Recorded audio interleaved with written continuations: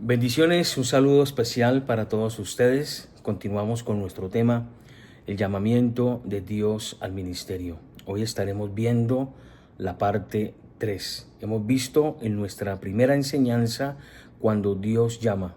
El domingo pasado estuvimos enseñando sobre a quienes llama. Y hoy en nuestra parte 3 estaremos enseñando sobre el papel que desempeña la iglesia o el cuerpo de Cristo a quienes Dios llama. Por eso es importante que nosotros podamos estar atentos a esta enseñanza de la palabra de Dios, ya que Dios traerá algo nuevo a nuestro corazón. Dice la Biblia en Hechos capítulo 13, versículo del 1 al 3, de la siguiente manera. Había entonces en la iglesia que estaba en Antioquía profetas y maestros: Bernabé, Simón el que se llamaba Níger o al que llamaban Níger, Lucio de Cirene, Manaén el que se había criado junto a Herodes el tetrarca y Saulo. Ministrando estos al Señor y ayunando, y note lo que dice la Escritura, dijo el Espíritu Santo: apartarme a Bernabé y a Saulo para la obra que los he llamado. Entonces, habiendo una vez más ayunado y orado, le impusieron manos y los despidieron. Les impusieron manos a Bernabé y a Saulo y los despidieron. Una de las cosas que a veces nosotros ignoramos como creyentes, y sobre todo cuando tiene que hablarse del llamado de Dios, es que la iglesia cumple un papel importante en este llamamiento. Aquí vemos al Espíritu Santo diciendo: apárteme a Bernabé y a Saulo. Recordemos que tanto Dios como su Hijo y su Espíritu Santo son los que llaman al ministerio. Eso ya lo vimos en nuestra primera enseñanza. Ahora, es importante entender que el pastor es el ángel o es la cabeza que Dios ha colocado para dirigir al pueblo. Pero recordemos que por encima del pastor, a ese hombre que Dios ha delegado, por supuesto está Cristo, porque Cristo es la cabeza de la iglesia.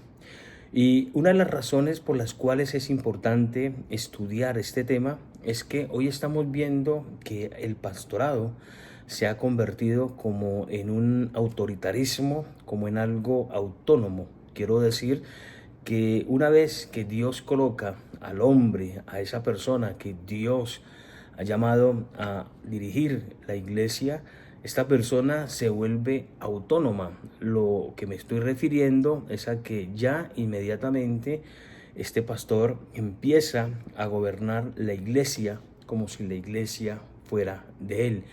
Y cuando nosotros vemos esta falencia en el hombre o en esa persona que Dios colocó, podríamos empezar ya a determinar si realmente Dios ha llamado a este varón o a esta persona al ministerio.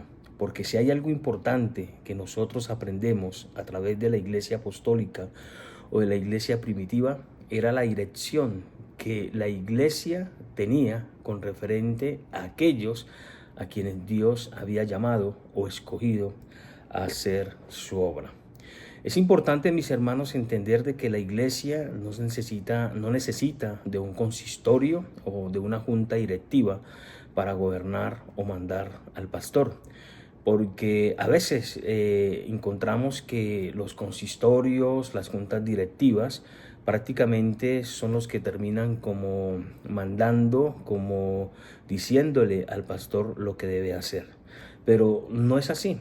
La Biblia nos enseña que sí, el pastor es la persona que está a cargo de la iglesia, pero es importante entender de que el pastor tiene que tener algunos hermanos maduros en la fe, personas espirituales que le ayuden a discernir a aquellos candidatos que se están postulando para el ministerio.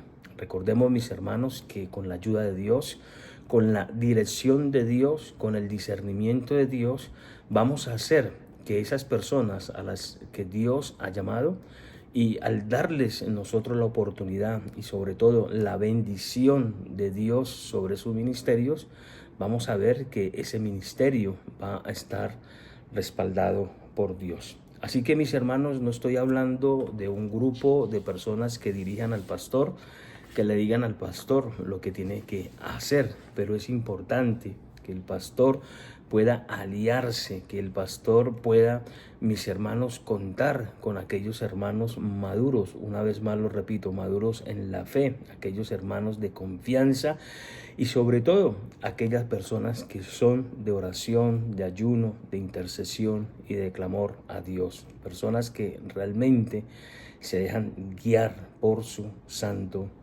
Espíritu.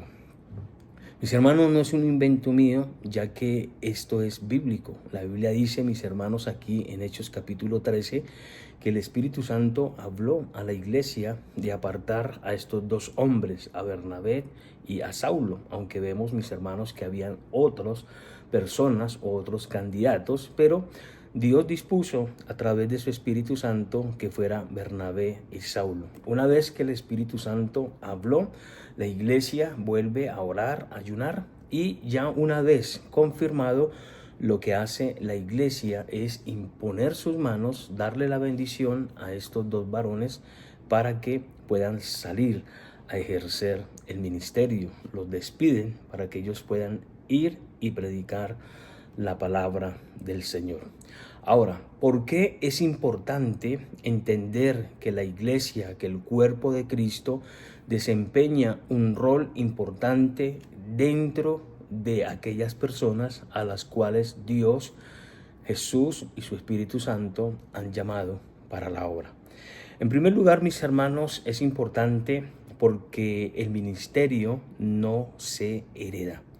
Si hay algo que nosotros miramos a través de los tiempos, es que el ministerio se ha convertido como en algo que se puede heredar. Vemos, mis hermanos, que muchas veces el ministerio queda en manos de aquellas personas que son cercanas al pastor. En este caso estoy hablando de sus hijos, de sus yernos, de sus hijas. Y bueno, mis hermanos, aquí nosotros tenemos que ser muy cuidadosos porque no estamos en contra, porque si hay algo que nosotros tenemos claro es que Dios usa a los hijos de los pastores también para la obra y el ministerio de Cristo, pero no en todos los casos. Vemos, por ejemplo, mis hermanos, que Dios escogió a Salomón y no escogió, mis hermanos, a Absalón, al hijo de David. Escogió fue a Salomón y no a Absalón, a ninguno de sus otros hijos. Vemos que Dios escoge a Jacob y no a Esaú. Por el contrario, la Biblia dice que Dios escogió a Jacob y aborreció a Esaú. Entonces, mis hermanos, vemos que no todos los hijos de los pastores se van a convertir en pastores o son llamados al ministerio. Es más, conozco hijos de pastores que se han preparado en un área secular en su universidad y están ejerciendo su papel como abogados, como contadores, como ingenieros. Entonces, mis hermanos, vemos que sí, Dios tiene bendiciones para los hijos de los pastores, pero no quiere decir que los hijos de los pastores, una vez que el pastor decida jubilarse o que el pastor decida retirarse, o en el caso más extremo, que el pastor fallezca, su hijo sea el que tenga que asumir el rol o el papel de la iglesia. Claro, si Dios lo ha llamado, si Dios lo ha escogido, ¿por qué no? Porque estamos viendo, mis hermanos, que es posible. Pero vemos, mis hermanos, la tendencia hoy que los hijos de los pastores, los familiares más cercanos, el yerno, los cuñados, son los que aún forman, digamos, la junta directiva de la iglesia, y se está excluyendo realmente a aquellos hermanos o aquellas personas que asisten al templo y que también tienen un llamado de Dios. Entonces, mis hermanos, se está cayendo en la trampa de desecharlos y posiblemente de no darles la oportunidad, o tal vez, mis hermanos, de aislarlos, porque tenemos que ser honestos. No nos conviene que ese tipo de personas estén dentro de el ministerio, porque, mis hermanos, el pensamiento a veces humanista, el pensamiento autónomo del pastor, es que la iglesia es una herencia familiar. Entonces, mis hermanos, Recordemos que la iglesia no es propiedad de nosotros, la iglesia no es una propiedad que nosotros aspiremos heredar.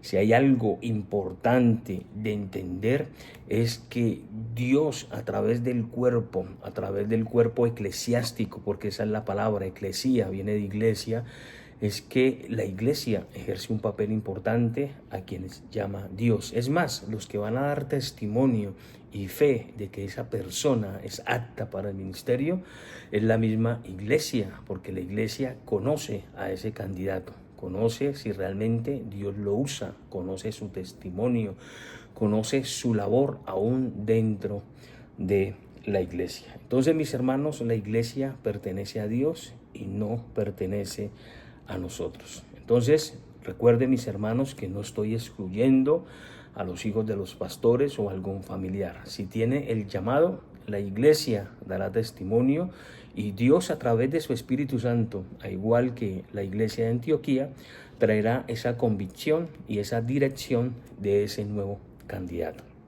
Entonces, mis hermanos, en primer lugar, el ministerio no se hereda. Ahora, mis hermanos, en segundo lugar, hoy vemos, mis hermanos, algo que es muy común. Y lo digo, mis hermanos, porque de una u otra manera, a veces el estancamiento de la iglesia está en que no se ha tenido la sabiduría, no se ha tenido el discernimiento para escoger a ese candidato. Ahora, mis hermanos, así como el ministerio no se hereda, en segundo lugar, el ministerio no es una monarquía. Y cuando hablo de monarquía, vuelvo al primer punto.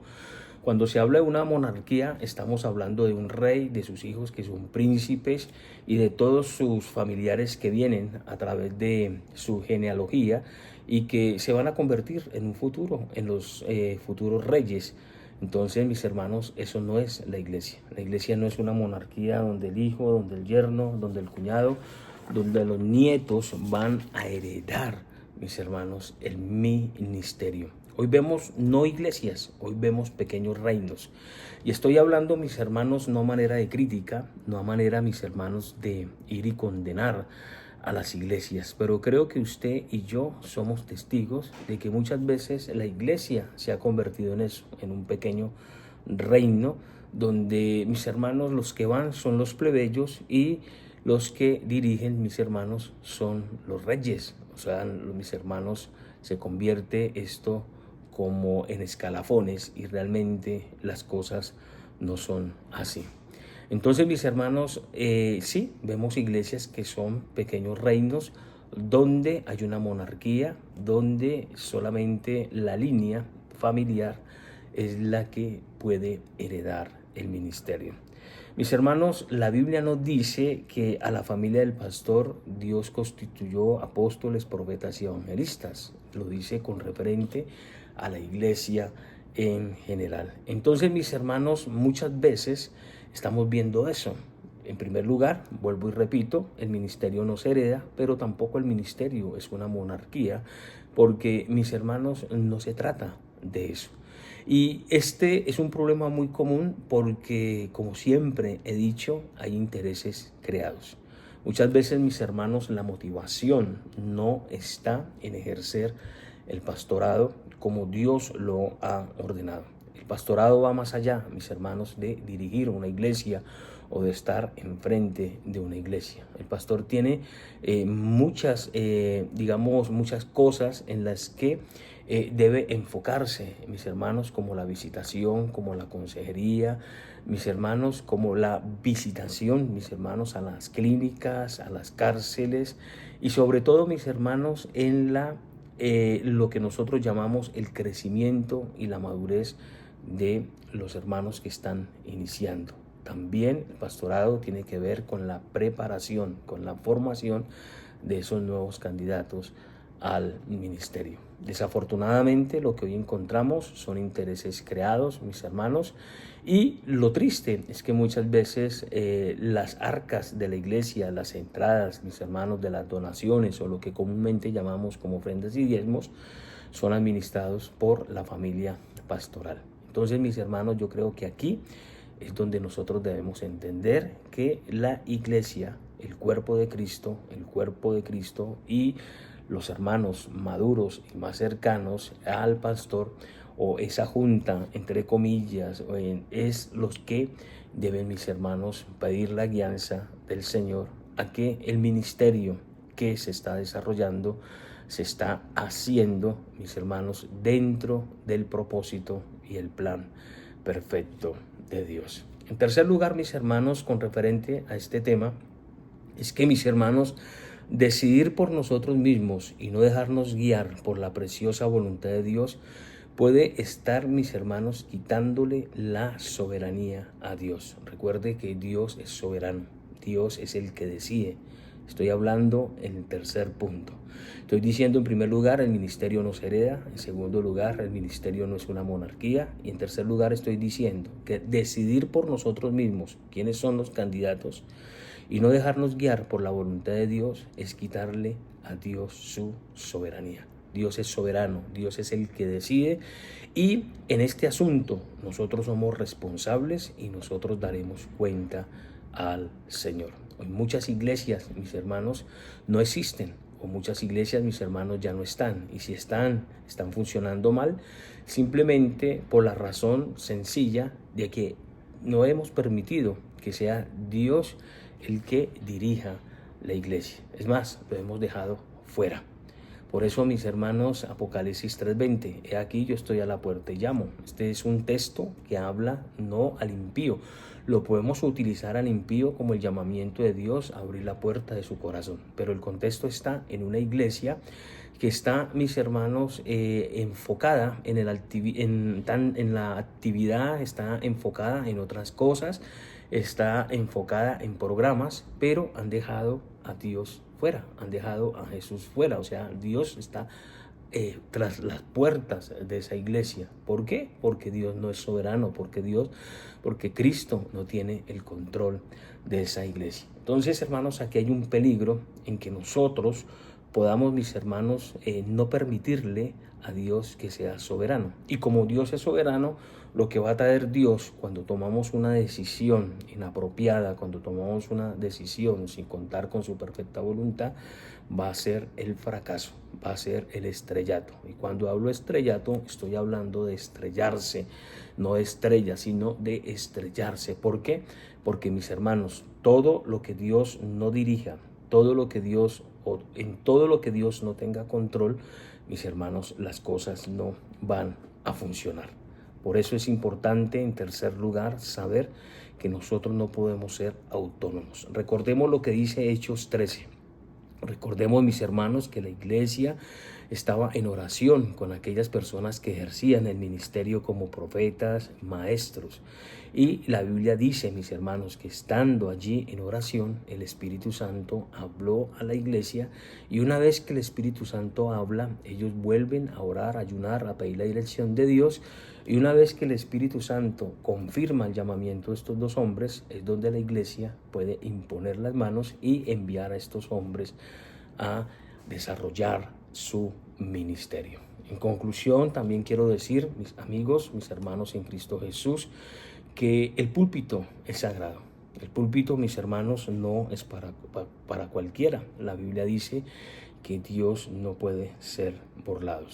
Y a manera de no crítica, mis hermanos, hoy sabemos que hay personas que no están aptas para estar frente a un púlpito y sobre todo para estar enseñando la palabra de Dios. No soy quien para juzgar o señalar a las personas, pero sabemos, mis hermanos, que la predicación o el ministerio de la predicación de la palabra es tan importante que no es para cualquiera. Entonces, mis hermanos, el púlpito es sagrado. Por eso, mis hermanos, decía que la iglesia ejerce un papel importante. La iglesia sabe quién es el que está predicando.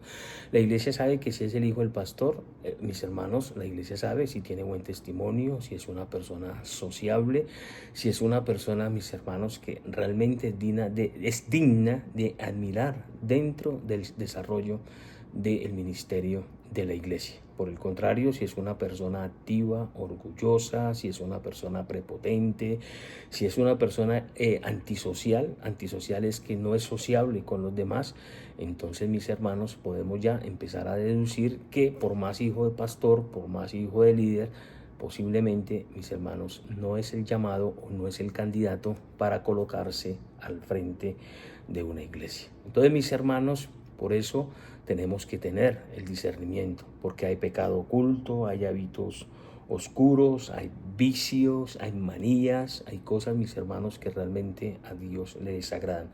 Y déjeme decirle que si la iglesia está en oración, está en ayuno, así como Dios habla a través de su Espíritu Santo de apartar candidatos, también Dios puede revelar pecados, mis hermanos, en cuanto a aquellos a los que Dios ha llamado. Entonces, mis hermanos, es aquí donde la iglesia ejerce un papel importante. El pastor que excluye a la iglesia en su decisión a los que Dios ha llamado es un pastor que está cayendo en la trampa de ser autónomo. Y creo que no es autónomo. Primero, su dependencia de Jesús, de Cristo, a través de la oración, a través del ayuno, pero también a través del consejo y la dirección de aquellos hermanos en Cristo que son maduros. Recordemos, mis hermanos, que en la Biblia encontramos ejemplos donde Dios castigó a hijos de sacerdotes, a hijos de profetas. Conocemos el caso, mis hermanos, de Aarón, cuando sus hijos, mis hermanos, por prender o por ofrecer en el altar del sacrificio fuego extraño, fueron muertos. Y encontramos, mis hermanos, también la historia de los hijos de Elí. Recordemos que Elí no amonestó a sus hijos. Él era un profeta, era un hombre de Dios, pero él no amonestó a sus propios hijos y sabemos el fin de estos dos hijos, mis hermanos, que fueron muertos. Y esto es, hermanos, algo que nos sirve a nosotros, que por más que nosotros creamos que somos pastores, que somos maestros, que somos evangelistas, nuestros hijos tienen que asumir y tomar el báculo. No, mis hermanos, porque si ellos no están aptos, porque si no buscan a Dios, porque si no tienen una vida de testimonio, de comunión, de intimidad con Cristo, mis hermanos, pues por más hijos de pastores o por más hijos de nosotros tenemos que, mis hermanos, tomar la decisión de más bien dejarlos quietos. Así que, mis hermanos, simplemente es orar que Dios nos dé a nosotros, a través de su Espíritu Santo, la dirección y sobre todo el discernimiento. Este es el tema, mis hermanos, en este día. Así que recuerde que debe haber un respaldo eclesiástico en aquellos candidatos que se postulan o que el Espíritu Santo nos ha guiado, mis hermanos, para formarlos y prepararlos. No actuemos solos. Recordemos, Dios a través de la oración, Dios a través del ayuno, Cristo guiándonos, su Espíritu Santo guiándonos a toda verdad y sobre todo nosotros, mis hermanos, como líder, como pastores, saber y entender que Dios quiere lo mejor. Así que muchísimas bendiciones, Dios les continúe bendiciendo y terminamos el domingo que viene con nuestra parte 4 en este tema, el llamamiento de Dios al ministerio. Bendiciones, un abrazo para todos ustedes.